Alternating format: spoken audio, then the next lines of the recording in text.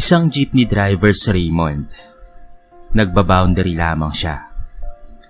Binata pa itong si Raymond at sa kanyang pamamasada ng jeep, talaga namang nakakaengkwentro siya ng iba't ibang uri ng mga pasahero. May mga pasaway at minsan pa nga ay may mga nag-1, 2, 3. Sa ganitong senaryo ay nilalawakan na lamang niya ang kanyang pasensya. Ngunit isang araw ay may isang pasahero na sumakay sa kanya na agad na pumukaw ng kanyang atensyon. Magandang hapon po, kuya. Pati ng babae habang nakangiti ito. Magandang hapon rin, ma'am. Saan yung pupuntahan nyo? Tanong ni Raymond habang nag-aabang pa ng iba pang pasahero. Malakas kasi ang kutob niya na hindi ito taga-syudad dahil may punto ang pananalita ng magandang dalaga. Agad namang binanggit ng babae kung saan ito pupunta at nagtanong pa nga ito. Magkano po ba ang papunta roon, kuya? 28 pesos lang po. Mukhang hindi kayo taga rito, mama. Agad naman itong sumagot sa kanya. Opo, tama ka, kuya. Taga-probinsya po kasi ako. Kung ganon, bibigyan na lamang kita ng discount, ma'am. Pahayag na Raymond habang nakangiti ng matamis. Wow, talaga po? Salamat, kuya. Ang bait mo naman. Nakakapanibago pa naman rito. Sambit ng babae na napangiti na rin ng matamis. Nag-abang pa si Raymond ng iba pang mga pasahero at nang mapuno na ang jeep, ay lumarga na siya. Lumipas ang isang oras. Kuya, maraming salamat sa pag-aatid sa akin, ha? Sambit ng babae nang bababa na ito ng sasakyan. Malapit kasi ito sa driver's seat. Walang anuman yun. Mag-iingat ka po, mama. Napangiti na lamang sa kanya ang babae pagkatapos ay bumaba na ito ng sasakyan. Samantala, pagkatapos ng trabaho ni Raymond at nang nakahiga na siya sa kanyang kutso noong gabing iyon, yung babae pa rin ang laman ng kanyang isipan. Nagsisisi pa nga siya kung bakit hindi niya natanong ang pangalan nito. Pero sa loob-loob niya, kung sila talaga ang nakatadhana, ay muli silang makikita nito. Nalabat first sight na kasi siya rito. Napakagaan pa naman ang loob niya sa taong iyon. Sa sumunod na araw, habang nag-aabang ulit si Raymond ng mga pasahero, biglang may lumapit sa kanya at sumakay pa mismo sa bandang driver's seat. Kuya, ikaw pala yan. Nakita ulit tayo, ha? Nang marinig niya ang boses, ay napasulyap siya rito. Napangiti siya nang malaman niya na yung babae na ito ay yung naging pasahero niya noong nakaraan. Aba, oo nga no, nakita ulit tayo. Masayang wika na Raymond. 2 linggo na rin yung nakakaraan noong huli tayong nakita. Patuloy pa niya habang pinagmamasdan ng dalaga. Ano nga palang pangalan mo, miss? Nasasanay ka na ba dito sa syudad? Ang pangalan ko po ay Rosmar. Oo, nasasanay na ako. Teka, ano nga po palang pangalan mo, kuya? Tanong naman ito. Napangiti naman ng matamis ang binata. Ang pangalan ko nga pala ay Raymond. Mula noon ay naging magkaibigan sila sapagkat nagkahingian na sila ng cellphone number. Ibig sabihin, nagkakapalitan na sila ng mga text message tuwing gabi. At sa bandang huli, tuluyan nang naging malapit ang kanilang loob. Minsan pa nga ay nagkakayayaan pa sila na lumabas. Nalaman ni Raymond na isang guro sa eskwelahan sa Rosmar. Dati na itong nagtatrabaho sa probinsya at nakipagsapalaran lamang ngayon sa syudad. Kaya medyo nag-aalangan si Raymond na ligawan ng babae. Jeepney driver lamang kasi siya, samantalang ito ay isang profesional. Mukhang alam niya na ang kanyang kahinatnan sa mga magulang ng babaeng ito. Pero nangako siya sa sarili na gagawin niya pa rin iyon balang araw, ang ligawan nitong si Rosmar. Sa loob-loob niya, wala namang mawawala kung susubukan niya. Sa paglipas ng mga panahon, naging mas malalim pa ang kanilang pagkakaibigan. Nililibre na nga ni Raymond si Rosmar ng pagsakay sa jeep sa tuwing papasok ito sa school na pinagtatrabahuan nito. Total ay isa lamang rin naman ang ruta nila. Maraming salamat sa pag-atid sa akin, Raymond, ha? Nakakahiya naman kung palaging libre. Bakit naman kasi hindi mo tinatanggap ang mga bayad ko? Tanong ni Rosmar. Yun ay dahil kaibigan na kita. Sa kabarya lang naman yun. Sige na Rosmar, pumasok ka na ha, at baka malate ka pa. Nakangiting pahayag na Raymond. Napangiti rin ng matamis ang dalaga at bago pa ito pumasok ng gate ng school ay masigla itong kumaway sa kanya bilang hudyat ng pamamaalam nito dahil papasok na ito. Gumanti rin naman siya ng pagkaway. Dahil dito ay pinagtitinginan na siya ng mga pasahero niya. Iniisip marahil ng mga ito na nobya niya ang guro. Lumipas pa ang ilang panahon at dahil matalik na magkaibigan na talaga sila nito at wala nang asiwaan, naisipan na Raymond na ipakilala si Rosmar sa mga magulang. Aba anak, ang ganda niya na. Yan na ba ang nobya mo? Nagbibirong tanong ni Mang Antonio. Nahihiyang napakamot ulo na lamang ang binata. Pareho silang natawa ni Rosmar. Hindi po tay, kaibigan ko lang po siya. Isang matalik na kaibigan po. Ah, ganun ba? Naku, mabait na tao yan ineng. Sa totoo nga niyan, ay tapat niyang umibig. Kaya minsan nang naloko. Sambit ni Mang Antonio kay Rosmar. Kaya naman kinakabakasan ng lungkot ang mga mata ng dalaga sa narinig. Samantala habang sila ay nag-aalmusal ng inihanda sa kanila ng ina ni Raymond, inusisa na Rosmar ang tungkol roon. Meron ka palang dating girlfriend noon? Mabuti naman ay nakamove on ka na. Oo, meron nga. 4 years na kasi ang nakakaraan, kaya medyo matagal-tagal na rin. Teka, bakit nga pala kayo naghiwalay? Anong problema? Muli nitong tanong sa kanya. Napabuntong hininga na lamang si Raymond habang nagsasabi ng, hindi kasi ako tanggap ng mga magulang niya. Siya kasi ay isang doktora, samantalang ako ay isang hamak na driver lamang. Ang buong akala ko nga ay paglalaban niya ako, pero hindi pala. Sa halip ay sinunod niya ang parents niya at nagpakasal sa iba, sa isang mayamang politiko. Maya-maya ay biglang natawa si Raymond. Kalimutan na natin yun. Matagal na yun eh. Magkwentuhan na lamang tayo ng iba. Kaya naman iniba na nga nila ang paksa ng pag-uusapan. Napalitan muli ng tawanan ang kwentuhan nila. Masayang tinanggap si Rosmar ng pamilya ni Raymond noong sandali na yon. Masaya ako na makilala ang mga magulang mo. Napakabait nila at itinuring pa ako na hindi naiiba sa kanila. Masayang wika ni Rosmar noong gabing yon. Ganyan talaga sila. Mabait talaga ang mga magulang ko.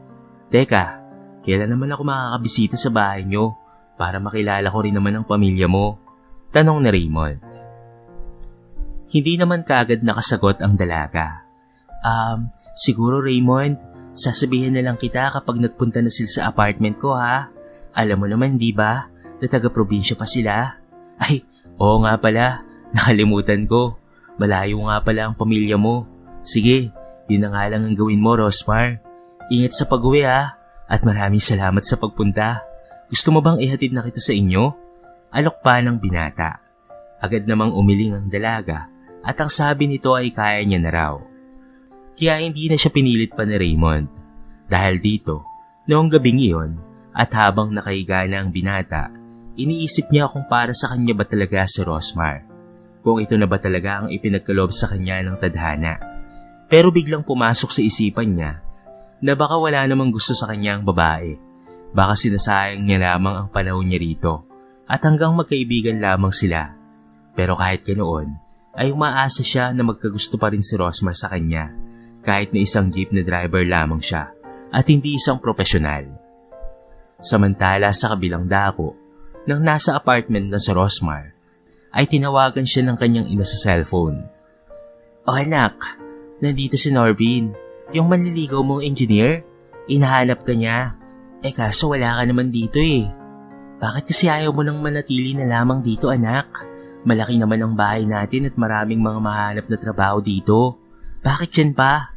Sambit sa kanya ni Aling Dionisha. Malaki kasi ang sahod dito ma. Saka iniiwasan ko yung lalaki na yan. Siya rin ang dahilan kaya't nagpunta ako rito. Tugon na Rosmar. Bigla namang napabuntong hininga si Aling Dionisha. Ano ka ba naman? Pinapahirapan mo lang ang sarili mo anak. Kapag napangasawa mo na ang engineer na yon, ay hindi mo na kailangan pang magtrabaho. Hindi nagustuhan ni Rosmar ang inihayag ng kanyang ina, kaya naman binabaan niya na ito ng tawag. Sa lahat ng mapag-uusapan, ay ayaw niya ang patungkol sa lalaking iyon dahil minsan na siya nitong binastos. Saka kung siya ang pipili sa isang lalaki, mas gusto pa niya ang simpleng tao na gaya nitong si Raymond. Kesa naman ang gaya ni Norvin na naturingan pa naman na profesional ngunit ganoon ang pag-uugali. Na-stress lamang si Rosmar sa pagtawag ng kanyang ina. Kaya naman ang ginawa na lamang niya ay ang magtimpla ng juice at ang uminom nito sa labas habang pinagmamasdan ng mga bituin sa alapaap. Ma, sana naman ay bigyan mo ako ng kalayaan para mamili ng mga kasama ko habang buhay. Nasa tamang edad na ako para magkaroon ng kalayaan. Ang naibulong na lamang ni Rosmar sa kanyang sarili. Sa kabilang dako, galit na galit naman si Aling Tunisia sa kanyang anak na si Rosmar. Pwisit na babaeng yon. Siya na nga ang inaalala para sa kanyang kinabukasan. Siya pa yung ayaw makinig at binabaan pa ako ng tawag. Nako, kapag nalaman ko lang talaga na kung sino lang ang magiging nobyo niya, ay wala itong magiging kinabukasan para sa kanya. Susumpain ko talaga ang magiging pamilya niya. Bigla naman siyang inawat ni Mang Gidor, ang kanyang asawa. Tama na yan. Huwag kang magsalita ng ganyan. Parang hindi mo naman anak si Rosmar eh. Talagang hindi ko na siya anak. Hindi ko na nga kilala ang ugali niya ngayon eh. Masunuri naman siya dati. Ngayon ay napakaswail na. Galit na galit pa rin ang pahayag ng ginang. Kaya naman pinakalma na lamang ito ni Mang Gidor. Nagkwentuhan na lamang sila ng ibang paksa para hindi na uminit pa ang ulo nila. Sa totoo lang, hindi rin sang-ayon si Mang Gidor sa pag-uugali ngayon ng kanilang anak. Pero mas cool nga lang siya kumpara sa kanyang misis na kahit konting problema lamang ay akala mo ay sasabog na sa sobrang galit. Samantala habang nakahiga naman sa kama si Raymond, biglang may pumasok sa isipan niya at naibulong niya na lamang tuloy sa kanyang sarili. Oo nga pala, hindi ko pa pala nababangkit kila nanay at tatay, the teacher si Rosmar. Hindi kaya mapapataas ang kilay nila kapag nalaman nila yon? Sana naman sa oras na maipakilala ako na Rosmar sa kanyang mga magulang, ay matanggap man lamang sana nila ako bilang kaibigan niya. Di bali na muna bilang nobyo dahil sa susunod na step ko na yun gagawin. Patuloy na bulong niya sa sarili at napabuntong hininga na lamang siya. Maya-maya pa ay dinalaw na nga siya ng antok kaya't nakatulog na siya. Kinabukasan ay maagang namasada si Raymond. Nakapuno naman siya ng mga pasahero at sa bandang malapit sa kanya ay may dalawang ginang na nag-uusap. Ayon sa isa na malungkot ang boses, noong nakaraang taon raw ay nagpakamatay ang anak nito matapos basterin ng isang nililigawan nitong profesional na dalaga. Hindi siya matanggap ng babae dahil mababa lamang raw ang pinag-aralan. Sa loob-loob na Raymond ay may mga babae talaga na tumitingin sa antas ng pamumuhay ng isang tao. Sa isip-isip niya, sana ay hindi ganoon si Rosmar kapag niligawan niya na ito. Samantala nang matapos niya nang ihatid ang mga pasahero, ay dumiretso naman na siya sa apartment ng dalaga. Ihahatid niya na kasi ito sa pinapasukang trabaho. O teka, mukhang hindi ka ata gaanong nakatulog ah. May eyebags ka, Rosmar. Nakangiting bati niya nang sumakay na ito malapit sa kanya. Napabuntong hininga na lamang ang dalaga bago ito tumugon sa kanya. Talagang hindi ako nakatulog, Raymond. Paano ba naman kasi? Nirereto ako ng mama ko sa isang engineer na ayaw ko naman. Teka, ayaw mo ba talaga ng engineer na yon? Ayaw mo ba na makapangasawa ng isang profesional? Kunwaring tanong ni Raymond. Ngunit sa totoo lang, ay ayaw niya ring makatuluyan ito ni Rosmar. Dahil ang gusto niya, ay siya lang ang nababagay para sa puso ng dalaga. Wala naman akong pakialam kung profesional o hindi ang mapapangasawa ko. Basta't may mabuting puso ay okay na yun sa akin. Si Norvin, kung alam mo lang sana ang ugali nun. Basta, hindi ko na lang babanggitin pa. Dahil sa narinig, ay parang nagdiwang sa sobrang saya ang puso ni Raymond. Ibig sabihin lang nito, ay may pag-asa siya kay Rosmar. Oh Raymond, bakit parang masaya ka ata? Usisa ng dalaga. Mamaya kasi isaura na namin, kaya ako nakangiti. Dahilan ng binata, ngunit ang totoo ay dahil iyon sa narinig kanina. Ganun ba? Mabuti ka pa, isweldo mo na. Ako kasi sa susunod na linggo pa. Walang problema yun, basta tintayin mo na lang. Gusto mo bang iyain kitang lumabas mamayang gabi? Sige ba, game ako dyan. Sambit na Rosmar habang ito ay nakangiti. Naisipan na Raymond na magpunta sila sa isang resort na afford niya. Total ay marami na rin naman siyang ipon, kaya't dumukot na rin siya sa kanyang alkansya. Sa loob kasi ng ilang buwan nilang pagkakaibigan ni Rosmar, naisipan niya nang magtapat ng nararamdaman niya para rito. Sa una nga ay nahihiya si Rosmar na magpunta sila sa resort. Ngunit dahil naging mapilit siya, ay pumayag na rin ito sa bandang huli. Samantala habang sila ay nagsiswimming sa pool, dito na nagsimula ang binata sa kanyang dapat na gawin. Iyon ay ang pagtatapat niya ng pag-ibig. Matatanggap mo ba ako kahit jeepney driver lang ako, Rosmar? Napangiti naman ang dalaga habang nagsasabi ng, matagal na kitang tanggap bilang kaibigan na. Bakit mo pa yung tinatanong sa akin? Saka ano bang masama sa pagiging isang jeepney driver? Marangal naman na yun na trabaho. Hindi yun ang ibig kong sabihin. Ang totoo kasi niyan ay gusto kong manligaw sa'yo, Rosmar. Ha? Talaga? Tanong ni Rosmar sa kanya. Bakas ang pagkabigla sa anyo nito. Hindi nagtagal ay bigla na lamang merong umalingaw-ngaw. Ito ay mga pagputok ng baril. Nagkagulo ang mga tao sa resort na yon. Kasama na silang dalawa sa mga nagpanik. Umahaw na sila sa tubig, saka dumapa sa may sulok. May ilan ang nabaril at nakahandusay, kaya naman naisipan na lamang nilang magtago. Maya-maya pa ay merong nagsalita na lalaki sa hindi kalayuan. Mga hayop kayo! Nananahimik kami sa lugar na ito tapos patatayuan nyo ng punyetang resort at palalayasin nyo kami sa sarili naming mga lupa. Kaya ngayon ay naghihiganti kami mga swapang. Tinanggalan nyo kami ng tahanan at karapatan, kaya't buhay nyo ang magiging kapalit. Mga ano ba sila? Tanong ni Rosmar habang tumutulo na ang luha dahil sa labis na nervyos. Psst, hinaan mo ang boses mo. At baka marinig tayo dito sa kinukublihan natin. Sa palagay ko ay mga terorista sila na naghihiganti. Base sa narinig natin, hindi ba? Taga dito raw sila dati at pinaalis dahil pinatayuan ng resort at marami pang iba. Palagay ko ay mga katutubo sila na ngayon ay mga armado na ng baril. Halata na rin sa boses ni Raymond ang sobrang tensyon. Anong gagawin natin, Raymond? Paano kung makita nila tayo? Baka matulad tayo sa mga pinagbabaril at mga namatay. Huwag kang mag-alala, hanggat nakatago tayo ay walang mangyaring masama sa atin. Sa ngayon ay ang gawin na lamang natin ay ang manalig sa Diyos na sana ay maging ligtas tayo rito. Pabulong na tugon ng binata.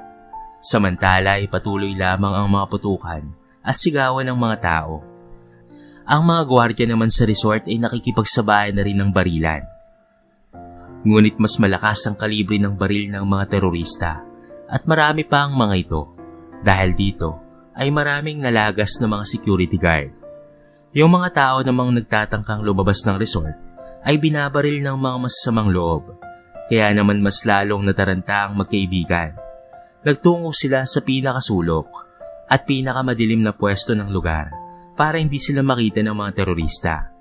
Yun ay walang iba kung hindi ang warehouse. Sinubukan na rin mag-dial sa police hotline Raymond. Tila nabunutan naman siya ng tinik sa lalamunan nang may parating niya na ito sa mga alagad ng batas. Nasend niya pa ang video sa mga ito. Huwag ka nang umiyak at matakot. May darating ng mga pulis. May tutulong na rin sa atin. Ngayon lang ako nakatawag dahil baka marinig ako doon sa labas. Buti ay mayroong warehouse dito. Sambit ni Raymond. Habang hinihimas-himas ang buhok ng dalaga, pinapagaan niya ang loob nito kahit na nasa gitna sila ng gulo. Sana nga ay mailigtas nila tayo. Sana hindi pa huli ang lahat. Yung tungkol nga pala sa binanggit mo kanina, hindi mo na kailangan pang manligaw dahil ngayon pa lang ay sinasagot na kita, Raymond. Lulundag na sana sa tuwa ang lalaki kahit nasa gitna sila ng panganib nang biglang merong nagsalita. Aha! May nagtatago pala ritong magkasintahan sa isang bodegang walang pintuan. Ngayon ay matutulad kayo sa mga paselang sa buhay, mga magnanakaw pa ng lupa. Nanginig sa takot si Rosmar at nagsimula na namang umiyak nang makita na may dalawang lalaking nakatayo sa kanilang harapan. Nakatutok pa ang mga pistola ng mga ito sa kanila. Parang awa nyo na mga boss. Hindi naman kami ang nang-agaw ng inyong lupain kung hindi ang may-ari ng resort na ito. Sana naman po ay naiintindihan nyo po yun. Buong tapang na paliwanag ni Raymond. Bigla namang tumalim ang mata ng isang lalaki. Pinukpok pa siya nito ng baril sa ulo. Naririnig mo ba ang sinasabi niya kanina? Kung sino man ang nagtutungo sa lupain namin at nagkakasiyahan ay talagang madadamay. Nandito na nga kami sa bundok tapos guguluhin niyo pa ang mapayapang pamumuhay namin. Hindi ba't panggugulo yun? Marami sa mga katribo namin ang naghirap ng dahil sa inyong mga taga-syudad. Pero binango namin ang sarili namin. Hindi na kami namamalimo sa bus o kahit saan pang transportasyon. Umanib na lamang kami sa pinakamalakas na sindikato para maghiganti sa inyong lahat. Samantala, patuloy na iniindan ni Raymond ang tinamo niyang bukol sa ulo. Pero may naging tugon naman siya sa mga ito. Kung ganoon pala na maghiganti kayo, pwes, huwag niyo nang idamay ang girlfriend ko. Ako na lamang, kahit natatadin niyo pa ako ng bala. Mawala lang ang galit niyo dito sa mundo. Nakataas ang dalawang kamay ng binata noong sabihin niya iyon. Maya-maya ay unti-unti siyang dumidistansya kay Rosmar. Napangiti naman ang dalawang lalaki. Ganoon pala ang gusto mo ha? Pwes, pagbibigyan ka namin. Tatadtarin ka namin ng bala na gaya nito. Sambit ng lalaki. Kasabay niyon ay ang pag-aalingaw-ngaw ng pagputok ng baril at ang pagmamakaawa ni Rosmar sa mga ito na huwag barilin si Raymond. Ngunit natuloy ang kinakatakutan ng dalaga. Tinamaan ng bala ang binata at nakahandusay na nga ito. Parang tumigil ang mundo ni Rosmar nang makita ang kalagayan ng lalaki. Itinutok naman ang dalawang baril sa kanya, ngunit maya-may biglang umalingaw ang pagputok ng baril. Pero sa halip na siya ang mamatay, ang dalawang terorista pa ang lumagapak sa lupa. Nang tumingala sa may bubungan si Rosmar, ay may namataan siyang 3 pulis roon at may mga SWAT team pa. May mga bumaba ng mga pulis at nilapitan nitong si Rosmar. Maraming salamat sa pagpapadala ng video sa mga nagaganap rito ha. Dito kami sa likod dumaan para hindi kami makita ng mga terorista. Humihinga pa naman ang boyfriend mo ma'am. Buhay pa siya, kaya wala kang dapat ikabahala. Pasensya na nga pala, kakarating lang namin eh. Pakisugod ni lamang po sa ospital ang boyfriend ko. May mga tama na po siya sa katawan eh. Umiiyak na pahayag ni Rosmar. Oh ma'am, kami nang bahala sa kanya. Ilalabas ka na rin namin sa resort na ito. Tugon naman ng pulis sa kanya. Dumaan sila sa taas ng bubong sa tulong ng mga pulis. Samantalang si Raymond naman ay nagkamalay na, ngunit duguan pa rin. Hanggang sa nakalabas na nga rin sila sa wakas. Dito na nag-umpisang magtrabaho ang mga pulis at pati na rin ang SWAT team para pasukin ng mga terorista. Sa mga sumunod na kaganapan ay mas umalingaw pa ang malalakas na putukan. Samantalang ang magkasintahan ay nakasakay na sa ambulansya patungo sa ospital. Habang nasa loob ng sasakyan, si Rosmar naman ang nagpapalakas ng loob kay Raymond. Lumaban ka Raymond, kailangan pa kita at lalo na ng pamilya mo. Huwag kang mawawala. Kahit nahihirapan, ay pinilit na Raymond ng umiti habang nagsasabi ng, Oo, lalaban ako para sa iyo. Dahil gusto pa kitang makasama habang buhay. Sa ibang dako, habang nanonood ng telebisyon si Aling Junisha, napanood niya ang nangyaring trahedya sa isang resort. Grabe, sinugod raw ng mga terorista yung resort na yan. Maraming namatay at mabuti na lang ay natalo na sila ng mga pulis. Wika ng ginang sa asawa nito, nakatabi niyang nanonood. Oo nga no, Diyos ko, mabuti na lang ay may napatay ang mga pulis at napasuko naman ang iba. Sa lahat ng balita na napanood ko sa tanang buhay ko, yan talaga ang pinakamatindi. Reaksyon ni Mang Gidor.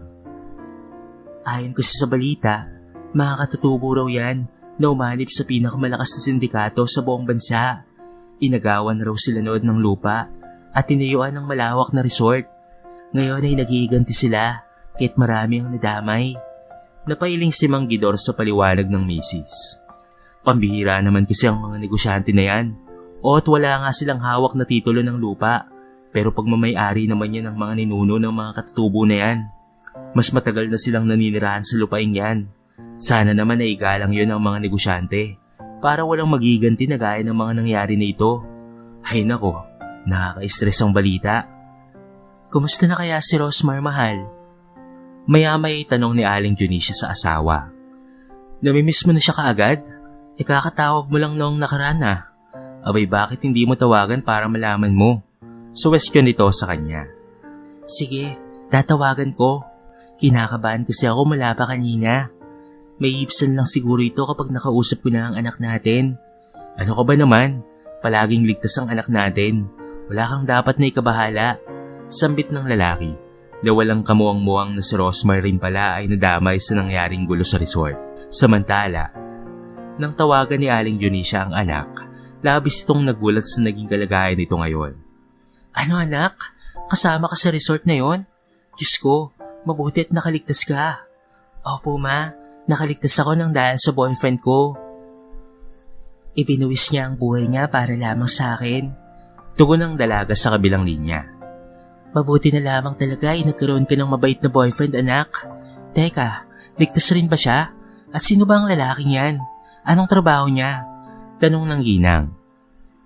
Medyo natagalan sa pagsagot si Rosmar. Alam kasi niya na ayaw ng kanyang ina sa lalaking hindi profesional. Pero nilakasan niya na lamang ang kanyang loob. Ligtas po siya ma. Ang pangalan niya po ay Raymond. Isa po siyang jeepney driver. Nang marinig ito ni Aling Dionisio, ay para siyang takuri na tila umuusok ang tenga. Hindi niya nagustuhan ang kanyang narinig. Ano ka mo? Jeepney driver? Napakababa naman ng trabaho na yan. At baka ikaw pa nga ang magpalamon dyan sa oras na maging asawa mo na yan eh. Gayon pa lang, na maaga pa, ay putulin mo na ang pakikipagrelasyon sa lalaking yan. Si Norbin dapat ang mapangasawa mo at hindi ang hampas lupa na yan. Ma, huwag mo naman pong maliitin ng tao basta sa katayuan niya sa buhay. Kahit ganito siya, ay iniligtas niya naman ako sa kapahamakan. Hindi gaya ng iba na naturingang profesional, pangit naman ang ugali.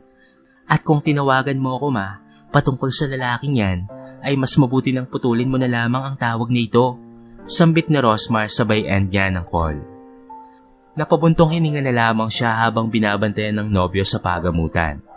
Maya-maya pa, ay naisipan niyang tawagan ang mga magulang nito para iparating ang nangyari sa binata. Agad niya namang nakausap si Aling Elizabeth.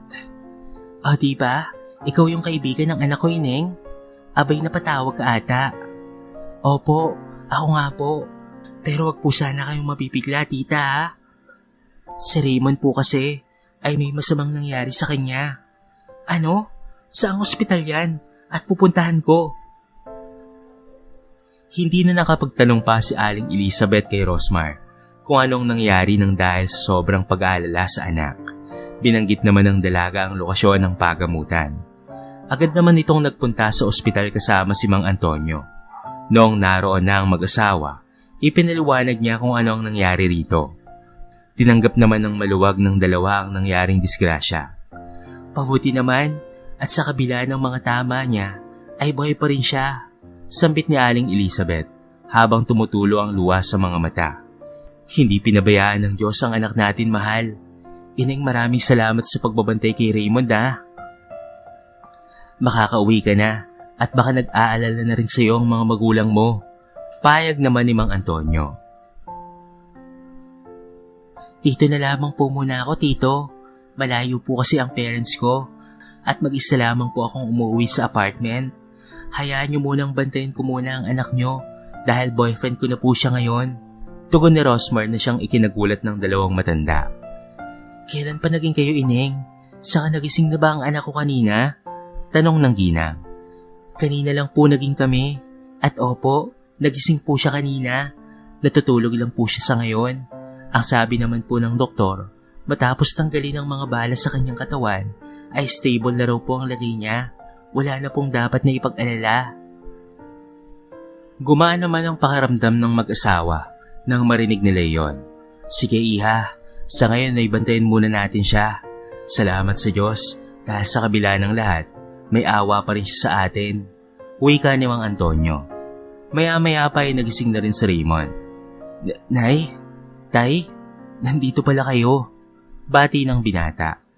Ikaw kailan ka pa yumaman anak? May pa-resort ka pa. Hindi mo rin sinabi na kayo na pala ni Rosmar. May halong pagbibarong sambit ni Mang Antonio. Kamusta na anak? Yung lagay mo kamusta na? Napakasakit ba ng sugat mo? Tanong naman ni Aling Elizabeth. Oo Nay, masakit pa rin po pero natitiis naman po. Ang mahalaga lang ngayon ay ligtas kaming dalawa ni Rosmar. May pagpapatuloy pa namin ang aming love story. Nakangiting payag ng binata, kaya naman napangiti na rin sa kilig ang dalaga. Alam mo anak, nabalitaan namin ng mama mo ang patungkol sa resort na yon. Hindi namin akalain na naroon rin pala kayo. Naku, maraming namatay ng mga inosente anak. Sobrang nakakalungkot. Wika ng matandang lalaki. Oo nga tay, sobrang saya naming dalawa. Tapos biglang may mangyayaring ganoon. Hindi talaga namin yun inaasahan. Siya nga pala, maiba ako. May pasok ka ba sa trabaho, Ineng? Handa ka bang magbantay ng ilang araw sa operasyon na ginawa sa anak ko? Tingin ko ay 1 linggo siya mako-confine dito. Tanong ng matandang babae kay Rosmar. Isa po akong teacher, tita. Maglilib po muna ako para sa kanya. Opo, babantayan ko po siya kahit gaano pa katagal. Kulang pa po yon dahil sa isinugal po ni Raymond ang kanyang sarili. May ligtas lamang po ako. Nagulantang naman ang mag-asawa sa narinig. Isa ka palang teacher, iha? Dapat pala ma'am ang tawag ko sa'yo. Wika ni Mang Antonio. Biglang nahiya ang dalaga. Nako, huwag na lamang po tito. Masyado pong formal. Okay lang po sa akin na tawagin niyo po akong iha. Hindi ba alam ng mga magulang mo na jeep na driver lamang ang anak namin? Samantalang ikaw ay isang guro? Alam mo ba na nadala ng umibig si Raymond dati? Hindi ko nga akalain na muli siyang iibig ng ganito eh. Tanong sa kanya ni Mang Antonio. Matagal na hindi nakasagot si Rosmar. Iniisip niya kung ano ang magandang sasabihin. At sa bandang huli naman, ay mayroon na siyang nasabi. Kailangan niyang banggitin iyon para hindi ma-offend ang kausap. Alam na po nila, tito. Masaya po ang parents ko na kami po ang nagkatuluyan. Parang nagliwanag ang mukha ni Mang Antonio matapos itong marinig. Kung ganun ay wala palang magiging problema. Hindi gaya ng nakaraan ng anak namin na matapos sulsulan ng mga magulang na iwanan si Raymond. Ayun, ginawa naman ng babae at sumama sa iba. Agad na sumabat si Raymond. Tahi naman, huwag niyo naman pong banggitin sa kanya yan. Nakaraan na yun eh. Nahihiya namang humingi ng tawad ang ama sa kanya. Sa kabilang dako, nag-uusap ang mag-asawang Gidor at Eunicia. Yan na nga bang sinasabi ko eh. Pumipili ng nobyo na walang kakwenta-kwenta ang anak natin. Payag ni Aling Eunicia. Tama ka sa sinabi mo. Dapat na nating ipagbigay alam ito kay Norvin. Ani naman ni Mang Gidor. Nang magtungo si Norvin sa bahay nila kinabukasan, ay binanggit nga iyon ng mag-asawa. Ano po tito at tita? May nobyo ng hampas lupa si Rosmar. Banggitin niyo kung saang lupalop po sila naroon. Pipigilan ko po ang kanilang kahibangan at aagawin si Rosmar. Binanggit nga ng dalawang matanda ang lugar. Kaya naman agad na itong pinuntahan ni Norvin. Nang makarating ang lalaki roon, dinala siya ng sasakyan niya sa isang apartment kung saan nakatira si Rosmar. Ngunit kahit hindi pa man siya nakakalapit, alam niyang walang tao. Dahil dito ay nagtanong siya sa mga kapitbahay nito. May isang binabae ang sumagot sa kanya. Isang gabi na pong hindi umuwi yung nakatira dyan, sir. Palagay ko nga po ay nag-overnight sa trabaho. Ah, ganun ba? Maraming salamat manong ha. Mahanang pala. Tugon ni Norvin. San kaya nagpunta si Rosmar? Hindi bale. Babalikan ko na lamang siya sa susunod na araw. Matibay naman ang kotse kong ito. Ang ganda-ganda ng kotse ko tapos mas pipiliin mo lang ang isang jeepney driver, Rosmar. Mukhang hindi pa sa kanya yung bulok na sasakyan na yun at nagbaboundary lamang. Bulong ni Norvin sa sarili habang nagmamaneho na pauwi. Samantala, habang sinusubuan ni Rosmar ng pagkain si Raymond, biglang may tumawag sa dalaga. Sandali lang ha, may tumatawag eh. Pamamaalam ng dalaga sa binata at nilapag sa mesa ang pagkain. Sige lang, sagutin mo ang tawag, sambit ni Raymond. Nakita na Rosmar na si Defina ang tumatawag. Isa itong bading na matandang lalaki na nagmamanicure. Ito yung kapitbahay niya and at the same time ay kaibigan niya. O tita, napatawag ka. Anong kailangan mo? May naghahanap sa'yo kanina, girl. Dekotse siya, pero hindi ko natanong ang pangalan niya dahil nahihiya ako eh. Nangunot ang noo ng dalaga. May naghahanap sa akin? Sino naman kaya siya? Anong kailangan niya? Kung natatandaan mo ang itsura niya, tita, pakidescribe nga po ng itsura niya para matukoy ko kung sino. Binanggit naman nito ang itsura ng lalaki. Nanlaki ang mga mata ni Rosmar at hindi niya akalain na si Norvin na yun. O bakit natahimik ka dyan, girl? Kilala mo ba yung tao na yon? Tanong na Delfina. Opo, tita. Kilala ko po siya. At pinakaiiwasan ko pa. Ano? Hindi ko akalain na iniiwasan mo pala yon. Sige, sa susunod na pagpunta nun dito, sasabihin ko wala ka na. Na nga po ang gawin mo. Ganun na nga po ang gawin nyo, tita. Hanggat nandito po ako sa ospital. Kapag wala na akong babantayan dito, hahanap na po ako ng bagong apartment. Teka, nasa ospital ka? Sino naman ba ang pinabantayan mo dyan? Ang boyfriend ko po. Kasama kasi kami sa nangyaring gulo sa resort. Nabaril siya pero stable na ang lagay niya. At makakalabas na rin po siya sa mga susunod na linggo. Kaya yung bilin ko na lamang po sa inyo, tita ha. Tandaan mo po yun ha. Kapag pumunta po ulit ang lalaki na yun, ay sabihin mo na wala. Iniiwasan ko kasi siya dahil siya ang makulit kong manliligaw. Hindi ko alam sa ngayon kung ano ang binabalak niya. Diyos ko, nasangkot pala kayo sa gulong yun. Puti nakaligtas kayo. Sige noted, maliwanag yung sinabi mo girl. Paliwanag na Delfina. At doon ay nagwakas ang usapan nila sa cellphone. Agad na binanggit ni Rosmar kay Raymond ang pinag-usapan nila ni Delfina. Walang yang Norby na yun. Ayaw mo na nga sa kanya, sinusundan ka pa rin. Dapat kapag nakita mo siya, love, sabihin mo na may boyfriend ka na. Payag na Raymond. Hindi na ako magpapakita pa sa kanya, love. Sa palagay ko kasi ay meron siyang masamang binabalak. Kilala ko ang ugali ng mokong na yon. Napakadelikado ng tao na yun, love. Kung sa bagay, tama ka naman, mahal eh. Nagiging stalker mo na nga eh. Hayaan mo, love. Kapag nakalabas na ako dito ng ospital, doon ka na lamang sa amin tumira. Malapit rin naman ang pinagtatrabahuan mo sa bahay namin. Naiiyang napangiti na lamang si Rosmar. Naku, love, hindi naman kaya nakakayain sa parents mo? Nakangiting umiling na lamang si Raymond habang nagsasabi ng, hindi yan, love. Hindi naman masama ang ugali ng mga magulang ko. Saka malaki naman ang bahay namin. May kwarto akong may bibigay sa'yo. Naku, maraming salamat, love ha. Tutulong na lamang ako sa mga gastusin sa bahay para hindi ako makaperwisyo sa pamilya mo. Natawa naman ng mahina si Raymond.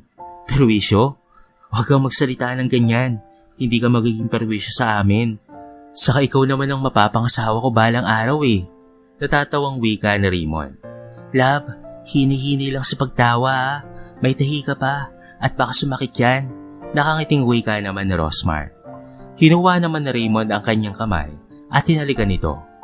Kaya gusto kong tumira ka sa bahay namin dahil nais kong makita araw-araw ang napakaganda mong mukha, love. Asahan mong iingatan at mamahalin kita hanggang sa uli. Papatunayan ko yan sa'yo. Seryosong payag niya. Wala ka nang dapat patunayan pa, love. Ibinuwis mo na ang buhay mo para sa akin. Sobrang sapat na yon. Asahan mong ganoon rin ang magiging sukli ko para sa'yo. Ikaw kasi ang lalaking pangarap kong makasama. Seryosong wika ni Rosmar. Napangiti na lamang ng matamis si Raymond. Ipinagpatuloy na uli ng dalaga ang pagsusubo ng pagkain sa binata. Samantala, nang makalabas na ng ospital si Raymond, doon na nga tumira si Rosmar. Hindi naman nagkamali ang dalaga. Sapat nang tinanggap siya ni Raymond. Sapat nang tinanggap siya ng pamilya ng binata. Ipinaunawa kasi ni Raymond sa mga ito ang patungkol sa pagtatago sa isang stalker. Abay, ganun ba? Bakit hindi mo ipablatter, iha? Nang sa gayon ay madala na. Hindi ba't isang krimen na rin ang pagsunod o tinatawag na pag-i-stalk sa isang tao? Gawin mo yon hanggat maaga pa, iha. At baka sa susunod ay may mas malala pang mangyari. Payo ni Mang Antonio. Sinang-ayunan naman niyon ni Aling Elizabeth. Tama ang asawa ko, iha. Malay mo ipakidnap ka pa nang dahil sa labis na pagkaloko sa iyo ng taong yon. Di ba may mga ganoong nangyayari? Huwag naman sanang mangyari sa iyo yun. Maraming salamat po sa mga payo nyo, tito at tita. Sa ngayon po kasi, ay oobserbahan ko po muna siya. Maganda rin naman po ang mga advice nyo. Pero mas mabuting kilatisin muna kung ano ang pakay niya. Huwag po kayong mag-alala. Mag-iingat po ako palagi. Ganun ba, Iha? Well, nasa iyo ang desisyon. Igagalang na lamang natin. Basta kapag may naging problema, sabihin mo lang sa amin. May kakilala kasi kaming pulis na siyang makakatulong sa'yo. Paalala pa sa kanya ni Mang Antonio. Opo, sasabihin ko po kaagad sa inyo. Ang tanging naging tugon na lamang ng babae. Samantala noong sumapit na ang gabi, matatagpuan ang magkasintahang sina Raymond at Rosmar sa balkonahe. Nakaupo sila sa silya at doon ay nagpapahangin habang umiinom ng juice. Love, hindi ba may nabanggit ka na binabastos ka ng taong yon? Anong klaseng pangbabastos ba? Sabihin mo naman sa akin Bigla namang naalala na Rosmar ang ginawa sa kanya ni Norvin. Binanggit niya ang bagay na yon sa nobyo. Ang sabi niya sa akin noon ay kapag sinagot ko raw siya, dederecho niya raw kagad ako sa motel. Ang kapal naman ng mukha niya para isipin yon. Anong tingin niya sa akin? Kaladkaring babae? Nang marinig yun na Raymond, ay biglang uminit ang kanyang ulo. Grabe ang taong yun Nako, kapag nakita ko siya, ay mababasag ko talaga ang pagmumukha niya. Natawa naman si Rosmar habang nagsasabi ng, Relax lang, love. Salita lang naman niya yon. Samantala, may tinanong si Raymond sa kasintahan. Love, totoo ba ang sabi nila nanay na hindi raw ako tanggap ng parents mo? Kabaliktaran raw ang sinabi mo sa kanila. Pero makikita sa mga mata mo ang katotohanan. Dahil dito, ay napatahimik naman si Rosmar. Sasabihin ko naman ang totoo, love. Oo, hindi ka nila tanggap. Pero anong pakialam nila, hindi ba? Tayong dalawa naman ang nagmamahalan. Hindi naman sila involved roon. Kaya bahala na kung sumama ang loob nila sa akin. Tama ka roon, love. Pero talagang may trauma na ako sa pagiging mababang uri ko Ari na Raymond. Love, wala ka bang tiwala sa akin? Iniisip mo ba na iiwan kita balang araw? Nakangiting tanong na Rosmar. Hindi naman sa ganon. Siyempre napakalaki ng tiwala ko sa'yo. Pasensya na nga pala sa tanong ko Napangiti naman ang dalaga habang nagsasabi ng, huwag na lamang natin pag-usapan yung mga patungkol sa kanila at pati na rin patungkol sa pas mo. Iba na lamang ang pag-usapan natin. At yun nga ang nangyari. Nag-iba sila ng paksa ng pag-uusap. Nagkwentuhan sila ng masasayang bagay at hindi yung nakaka-stress.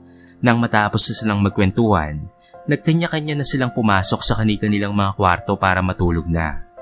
Samantala kinabukasan, noong bumisita si Norvin sa tahanan ng mga magulang ni Rosmar, ay nabanggit nito sa dalawang matanda na wala na sa apartment ang dalaga. Alam ko pong nasa ospital siya. Yun po yung pagkakasabi niyo sa akin, hindi ba? Ang gusto ko lamang pong malaman kung anong pangalan ng ospital na naroon si Rosmar. Noong balikan ko po kasi ang nirerentahan niyang apartment, ay iba na ang nakatira roon, sambit ni Norvin. Hindi kaya lumipat na siya ng tirahan dahil natunugan niya na hinahanap mo siya, iho? Pahayag ni Mang Gidor. Iho, magkaliwanagan tayo Huwag na huwag mong sasaktan ang anak namin Diba ang goal mo lamang ay bawiin siya? Paalala ni Aling Tunisia. Natawa naman ng binata sa sinabi ng ginang. Bakit ko naman po sasaktan ang mahal ko? Baka yung lalaki pa nga ang mangbubog sa kanya sa oras na mabawi ko si Rosmar at nang maibalik na siya sa inyo. Mahal na mahal ko po siya, kaya hindi ko magagawa sa kanya yon. Kung nagtatago man siya, ay napakaliit lamang ng mundo. Susuyurin ko po ang lahat ng lugar hanggang sa matagpuan ko po siya. Dahil sa sinabi ng binata, ay napatango na lamang ang dalawang matanda. Sa loob-loob nila, ay sadyang matindi talaga ang pagmamahal nito para sa kanilang anak. Nabibwisit nga sila kay Rosmar dahil sa disente, mabait at edukado naman si Norvin sa kanilang paningin. Bakit sa dinami-rami pa ng magiging nobya nito, ay sa isang jeepney driver pa na walang kakwenta-kwenta babagsak ang kanilang anak.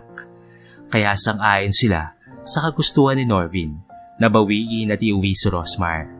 At kapag nangyari iyon, ay sapilitang ipapakasal ang kanilang anak kay Norvin. Sa pamamaraang iyon, ay hindi na malalagay sa kahihiyan ng kanilang pamilya. kikita pa silang mag-asawa sa engineer na lalaki. Samantala lumipas ang ilang araw, napapansin ni Aling Elizabeth na nagiging madalas na ang paninikip ng kanyang dibdib.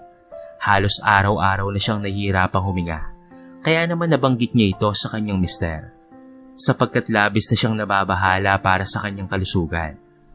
Mahal, madalas na ang paninikip ng dibdib ko. Natatakot ako kasi baka kung ano ito. Talagang kinakapos na ako ng paghinga. Agad namang umiling si Mang Antonio. Paano mo malalaman yan? Hindi mo naman pinapatingin. Mabuti ay may naitatabi pa akong pensyon ko.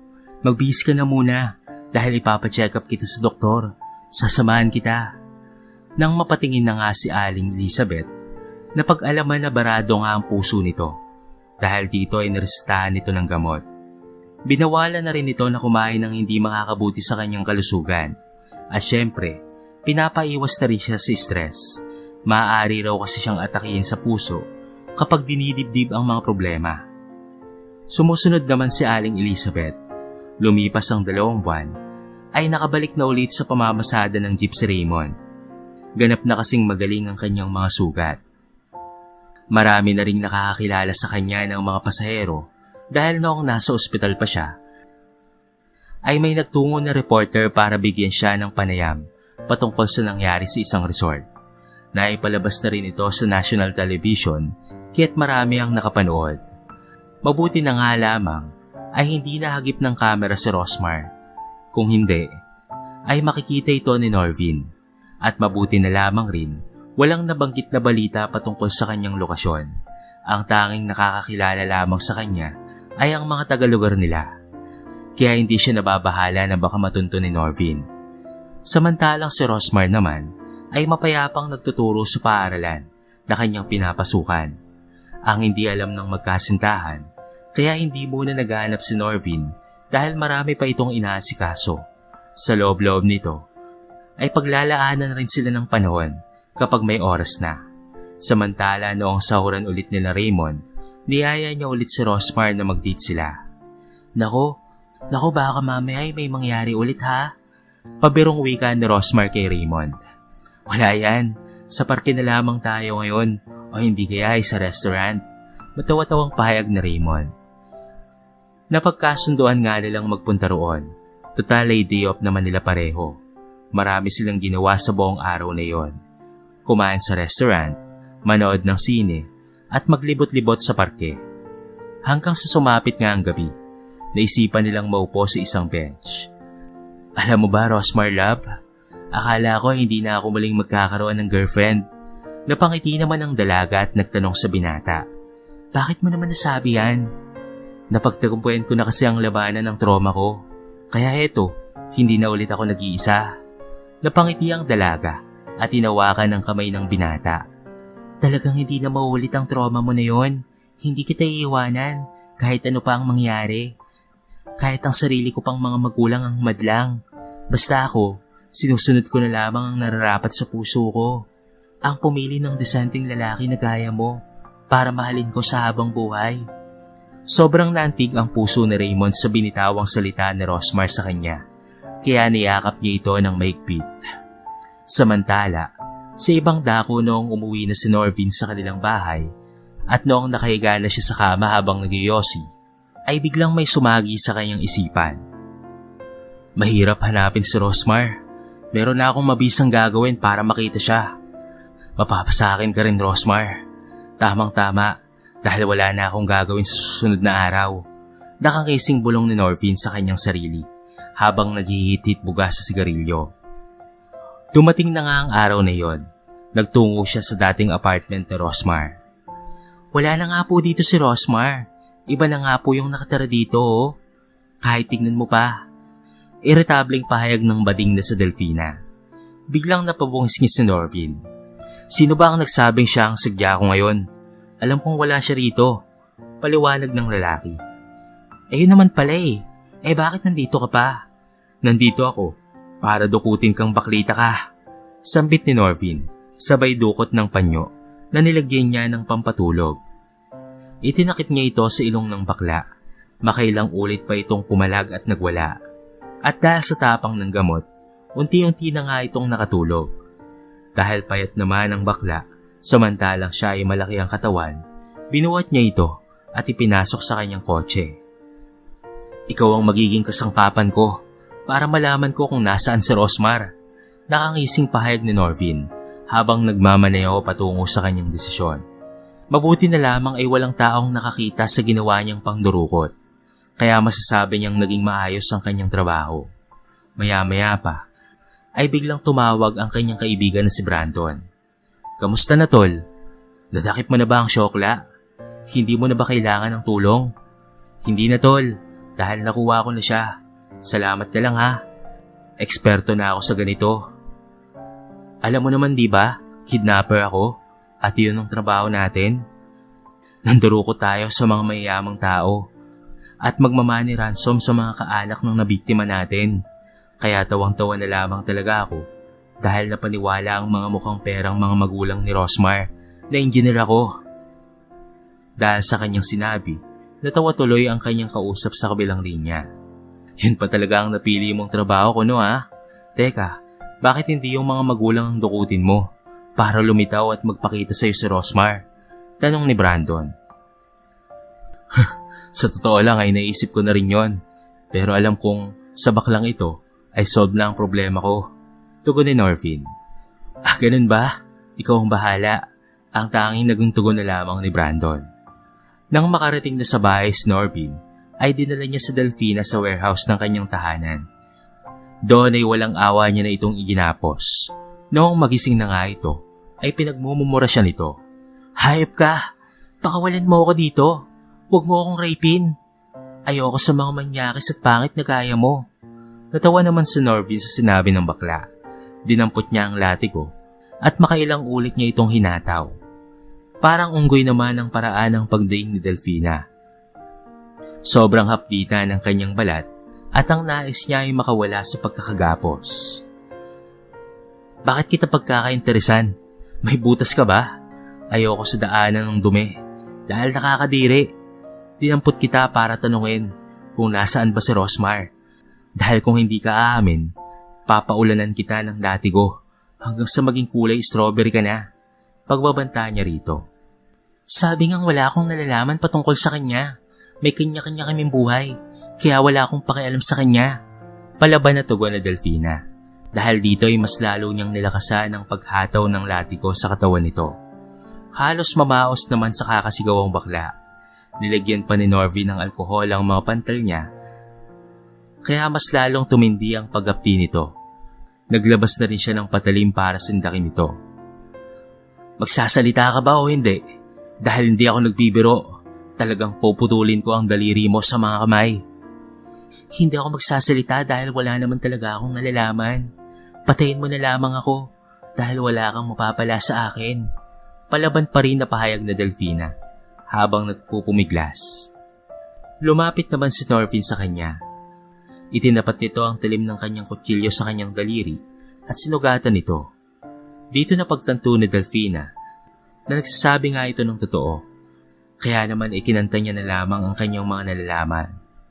Kaya naman napangiti na lamang si Norvin. Ngayon ay alam niya na kung saan matatagpuan ang kanyang nililigawan. Samantala walang kamalay-malay ang magkasintaang si Raymond at Rosmar na alam na ni Norvin ang kanilang lokasyon. Kumpiyansa kasi ang dalaga na walang sasabihin ng kaibigan niyang si Delfina. Ngunit dahil sa pagtutorture nito, naisiwalat na tuloy ang pinakatatago-tago. Samantala habang nagmamaneho ng jeep si Raymond, napapansin niya na may bumubuntot na itim na van. Hindi niya na lamang ito pinapansin hanggat wala namang ginagawang masama sa kanya. Sa tingin niya ay baka baliw lamang ang nakasakay roon. Mabuti na lamang ay nilubayan na rin naman siya nito sa bandang huli. Nang matapos na siyang mamasada, nabanggit niya ang bagay na yon kay Rosmar. Hindi kaya si Norvin yon? At alam niya na kung nasan tayo? Wika na Rosmar. Malay natin love, baka nga, sa susunod na sundan pa ako, ay kukumprontahin ko na talaga yung nagmamalayaw ng sasakyan na yon. Kung ano ang kailangan nito. Seryosong sambit na Raymond. Napatango na lamang si Rosmar, pero may ipinapaalala ito sa kanya. Mag-iingat ka love ha? Baka kasi kung ano na ang sumusunod na yon. Noong nasa kwarto na si Rosmar, ay biglang tumawag sa kanya si Delfina. Girl, pasensya ka na ha. Kasalanan ko. Sana'y mapatawad mo ko. Papatayin kasi ako ni Norvin eh. Umiiyak na pahayag ng matandang bakla. Napakunot noon naman si Rosmar. Napabangon tuloy siya sa kanyang kinahigaan. Tita, ano bang nangyari? Anong ginawa sa'yo ng mokong na yun? Tinukot niya ako, girl. Tapos dinala ako sa isang warehouse at doon tinorture na para bang isang hayop. Napakasakit ng ginawa niya sa akin. Abot langit na ang sakit, kaya't napaamin na tuloy ako. Mabuti na nga at pinalaya niya pa ako eh. Ang sabi pa nga niya, wag raw akong magsusumbong sa pamilya ko at sa mga pulis dahil papatayin niya raw ang mga mahal ko sa buhay. Ganoon pala kademonyo ang hayop na yun. Ayos lang tita, pagtatago na lamang ako sa ibang lugar para matakasan ko ang siraulong yun. Mag-iingat ka girl ha. Makukonsensya ako ng sobra kapag may nangyari sa'yo kasi nang dahil sa akin ay baka mapahama ka. Itinuro ko kasi ang lokasyon mo. Buong sising pahayag ni Delfina habang ito ay umiyak. Ayos lang talaga tita, wala kang kasalanan. Basta't pagalingin mo yung mga sugat mo ha at pati na rin ang mga pasa mo. Babay na tita. Pamamaalam ni Rosmar, sabay patay na ng kanyang cellphone. Hindi makatulog si Rosmar ng gabing iyon dahil dito ay naisipan niyang kutkutin ang kwarto ni Raymond. O bakit hindi ka pa natutulog, love? Tanong nito sa kanya noong pagbuksan niya ito ng pinto. Love, alam na ni Norvin kung nasan tayo naroon. Paano ba naman kasi? Tinukot niya yung sinasabi kong magtatakip sa atin. Kaso, pinarusahan siya ng hayop na yon, kaya't napilitan siyang umamin. So what? Wala tayong dapat na ikatakot sa kanya. Ako ang harap sa kanya. Samantalang dito ka lamang sa loob. Masasapa ko siya kapag may ginawa siyang mali. Seryosong pahayag ng lalaki. Love, hindi ako makatulog. Pwede bang dito na lamang muna ako sa kwarto mo? Pakiusap ng dalaga. Medyo na-awkward na ngayon si Raymond. Paano ba naman kasi? First time sila na magkakasama sa isang kwarto. Pero dahil girlfriend niya naman ito, ay pumayag siya sa kahilingan nito. Love, ano bang meron sa lalaking yon at parang takot na takot ka? Nagtatakang tanong ng binata habang nakahiga na sila sa isang kama. Alam kong nagbabait-baitan lang siya sa harapan ng mga magulang ko. Pero malakas ang kutob kong malademonyo to. Kita mo naman diba yung ginawa kay Tita Delfina? Noong nagluluto kasi noon ng maraming spaghetti si Mama, ay inutusan niya ako na magbigay nito kay Norvin. Kaya naman syempre, nagpunta ako sa bahay nito at doon ay nahuli ko siya na gumagamit ng ipinagbabawal na gamot. Napakunot noon na lamang si Raymond. Grabe, ganun pala kademonyo ang tao na yon. Nakita ka naman ba niya, love, na nahuli mo siya? Hindi ko alam eh. Mabuti nga wala siyang ginawang masama sa akin sa kabila ng nagtuklasan ko. Hinaplos-haplos naman ni Raymond ang buhok ng kanyang nobya habang nagsasabi ng, huwag kang matatakot sa lalaking yon dahil hanggat narito ako, walang mangyayaring masama sa'yo. Handa akong ibigay ang pangalawang buhay ko para lamang sa'yo, mahal. Dahil sa inihiyag ni Raymond ay napangiti na lamang si Rosmar. Bumalik ang aliwalas na napakaganda nitong mukha. Maya-maya pa ay hindi na nila namamalayan na unti-unti nang nagkakalapit ang kanilang mga labi hanggang sa wakas ay nagtagpo rin ng mga ito. Nilasap nila ang tamis ng kanilang pagmamahalan. Unang halik nila iyon. Hindi lang roon nagtapos ang lahat dahil sa bandang huli ay nauwi sila sa mas mainit pang eksena. Nagsalo sila sa kanilang nag-aalab na pag-ibig. Nang matapos na sila ay hindi nila pinagsisiyan iyon.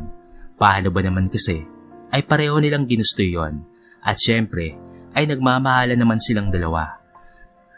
Samantala sa ibang dako, hindi pa rin makatulog si Aling Dionisia. Talagang gigil na gigil siya sa kanyang anak. Ano bang nakita niya sa lalaking yon? Mapapakain kaya siya ng hampas lupa na yun balang araw? Paano na lang ang magiging anak nila? Nako, siguradong magiging kaawa-awa ang mga bata. Sobrang tanga talaga ni Rosmar sa pagpili ng mamahalin. Kahit kailan talaga ay hindi ko matatanggap ang lalaking yon. Teka, naninikip ang dibdib ko. Nai-stress na naman ako. Makatulog na nga lang.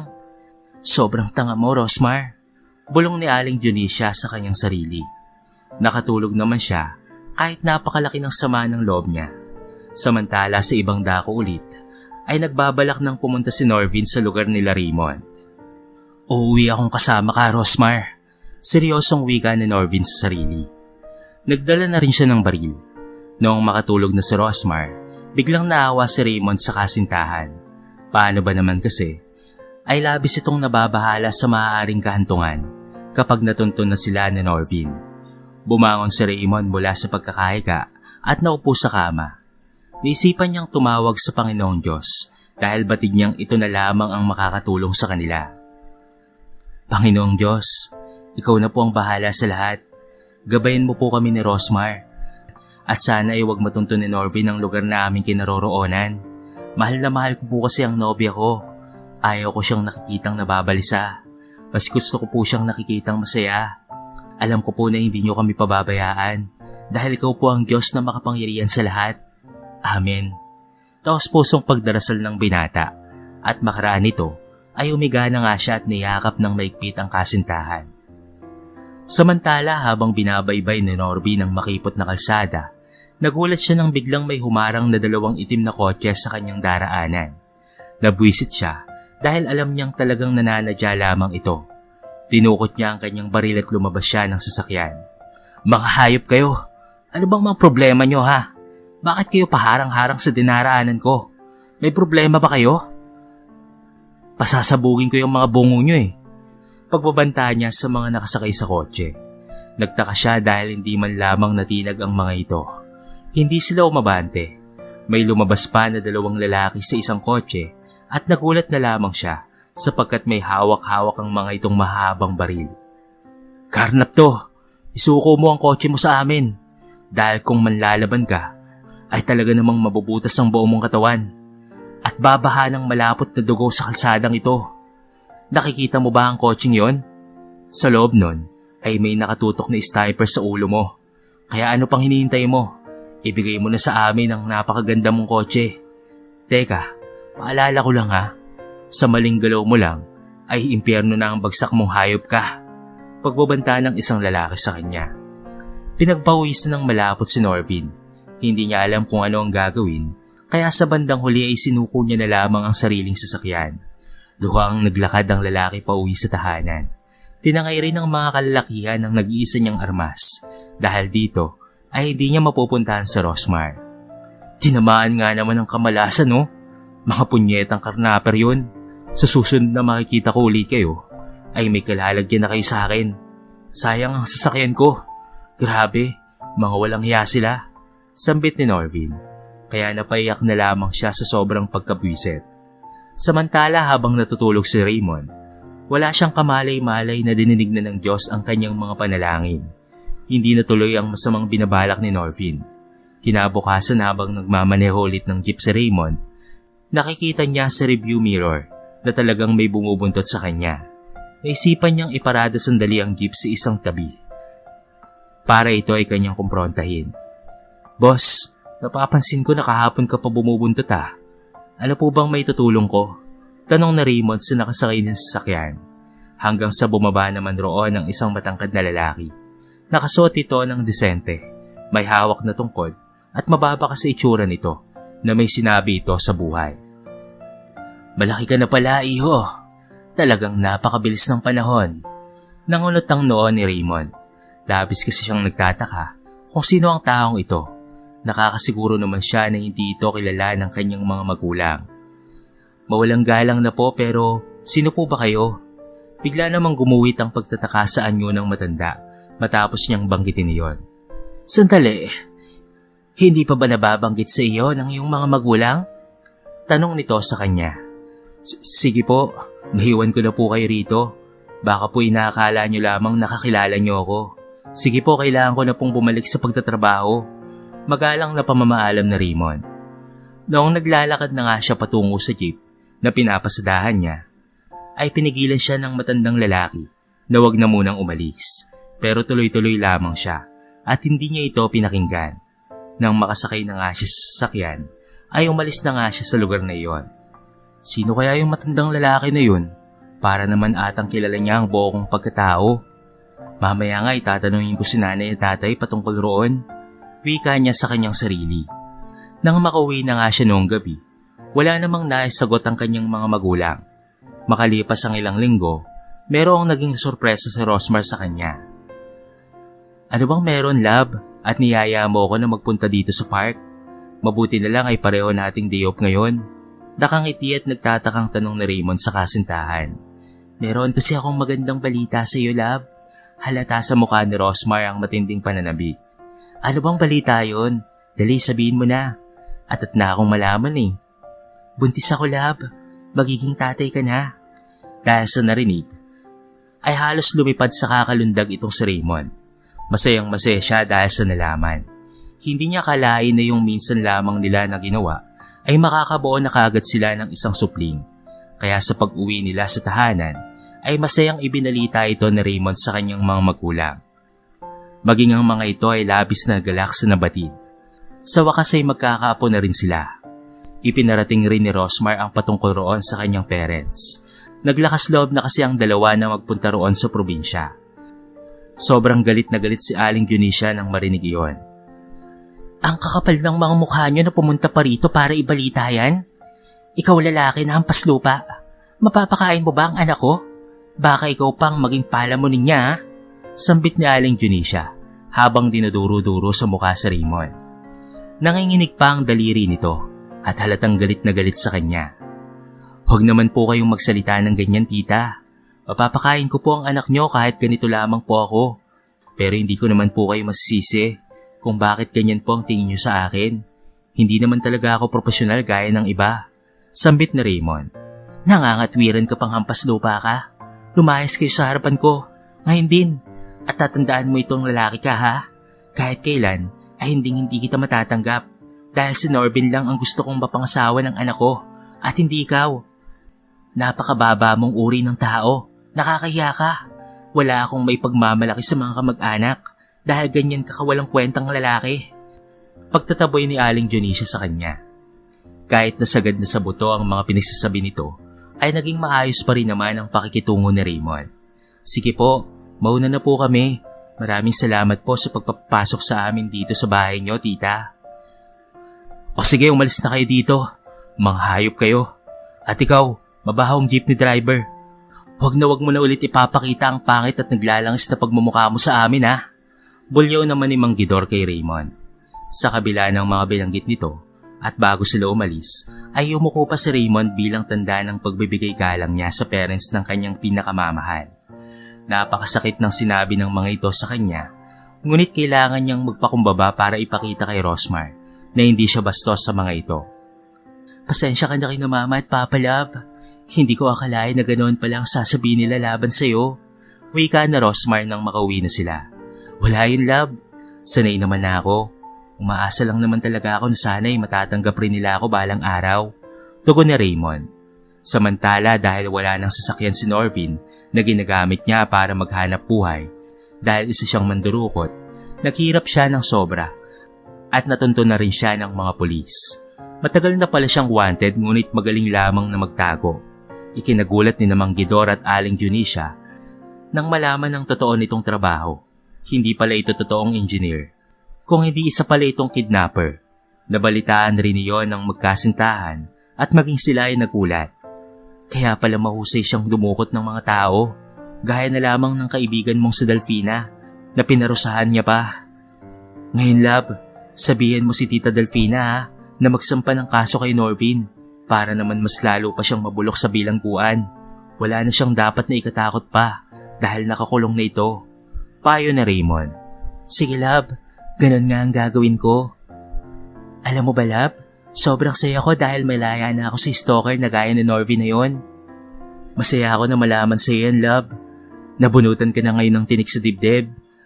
At magmamahala na tayo na wala nang iniintindi ba na gaya ni Norbin. Mahal na mahal kita, love. Kayo nang magiging baby natin. Maraming salamat rin sa pagtanggap kung sino ako, ha. Nakangiti ngunit seryosong payag ni Raymond habang marahang inaaplos ang tiyan ng nobya. Nako, huwag mong sabihin yan, love. Marangal ang pagiging jeepney driver dahil kung hindi dahil sa'yo, Wala kang mahatid na mga pasahero sa kanilang destinasyon. Kung hindi ka naging jeepney driver, hindi ko sana makikilala ang lalaking pinapangarap ko. At kung hindi ka naging jeepney driver, hindi mo sana makikilala ang totoo mong ama. Dahil ang totoong tatay mo pala ay isang may-ari ng kumpanya ng mga bus. Nakangiting pahayag ni Rosmar hanggang sa masuyo silang nagkayakapan. Samantala, nakilala na Raymond ang totoo niyang ama sa isang matandang lalaki na sakay ng kotse na bumubuntot sa kanya. Muli na naman kasi siya nitong sinundan, kaya muli niya itong kinumpronta. Nagpakilala itong lolo niya na si Mr. Romualdo. Anak nito ang tunay niyang ama. Bata pa lamang si Raymond ay alam niya ng anak siya ng kanyang ina sa pagkadalaga. Ngunit kahit kailan ay hindi niya hinanap pa ang totoong ama dahil nariyan naman si Mang Antonio na kinagistan niyang tatay. Sa totoo lang yung nanay na Raymond ang umayaw noon sa relasyon nila ng totoo niyang ama. Wala kasi itong trabaho noon at hindi sila kayang buhayin. At dahil sa kumupas ng pagmamahal ni Elizabeth kay Eduardo na totoong ama ni Raymond, ay nakipag-uwalay na siya rito. Mula noon ay wala na silang naging balita pa sa isa't isa. Labis na nasaktan noon si Eduardo sa pang-iiwan ng babae sa kanya, kaya't nagsumikap ito sa buhay at nagtuloy sa pag-aaral hanggang sa swertihin ito at nakapagtapos. Nagtrabaho dati bilang empleyado sa kumpanya ng bus si Eduardo hanggang sa magkasakit ang amo nito at siya ang nag-alaga dito.